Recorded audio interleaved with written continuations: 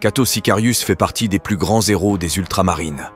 Il a de nombreux titres, comme capitaine de la 2e compagnie, maître du guet, champion de Macragge, grand-duc de Talassar et haut suzerain d'Ultramar. Chacun d'eux correspond à une période de sa vie et à ses faits d'armes exceptionnels, non seulement au service du chapitre des Ultramarines, mais également à celui du royaume d'Ultramar. Sicarius était le fils d'une des familles régnantes de Talassar, et il débuta son entraînement dès qu'il fut assez grand pour tenir une épée, comme tous les fils de nobles de la planète. Ses compétences dans ce domaine furent encore améliorées lorsqu'il fut sélectionné comme recrue par les Ultramarines. Sicarius collectionna les recommandations et se hissa rapidement au sein de la hiérarchie. Au fil des décennies, il fut promu sergent vétéran, puis champion de compagnie avant de devenir capitaine de la 2e compagnie des Ultramarines, l'une des formations de combat les plus puissantes de la galaxie. Seul le guerrier le plus accompli peut espérer prendre un jour le commandement de la 2e compagnie des Ultramarines, et Sicarius a relevé ce nouveau défi avec sa fougue habituelle. Tous les Space Marines savent lancer des assauts rapides et minutés, mais Sicarius est devenu un maître dans ce domaine, et sait engager ses forces après avoir jaugé avec calme et efficacité la situation tactique.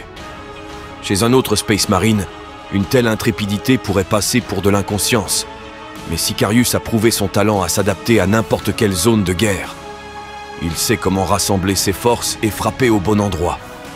Inévitablement, les attaques de Sicarius prélèvent un lourd tribut chez l'ennemi et sapent son moral au point qu'il n'est plus en état de se battre. Même les autres Space Marines sont impressionnés par la vitesse à laquelle Sicarius est capable de réagir à une situation épineuse. Alors que les récits de ses victoires s'accumulent, le nom de Sicarius est devenu synonyme de victoire éclatante. Sa légende se forge dans les feux de la guerre et s'est déjà largement répandue aussi bien aux oreilles des alliés de l'Imperium que de ses ennemis au-delà d'Ultramar. Dans les grottes aquifères de Black Reach, il abattit Zanzag, le boss de guerre orc. Sur Damnos, il prit sa revanche d'une défaite qui le démangeait depuis 25 ans en bannissant un Shtan. Sicarius était également présent pour défendre Roboute Guilliman pendant sa réanimation et fut choisi pour accompagner le primarque sur la Sainte Terra. Le voyage fut plein de dangers, mais le retour se révéla encore plus périlleux. Tandis que le primarque des Ultramarines organisait la croisade Indomitus, la Grande Faille déchira la galaxie. Craignant pour Ultramar, Guilliman envoya une bonne part de ses forces d'Ultramarines et des chapitres successeurs qui l'avaient accompagné sur Terra d'aller sécuriser son royaume.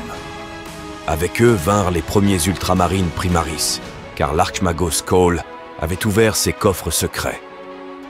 La petite armada commandée par le capitaine Sicarius et baptisée Flotte Avenger et traversa des tempêtes warp inédites depuis l'âge des luttes. La flotte était meurtrie et divisée, si bien que Sicarius dut ordonner à chaque vaisseau de suivre sa propre voie vers Macragge, les interférences étant si fortes qu'il redouta que tous ne reçoivent pas le message.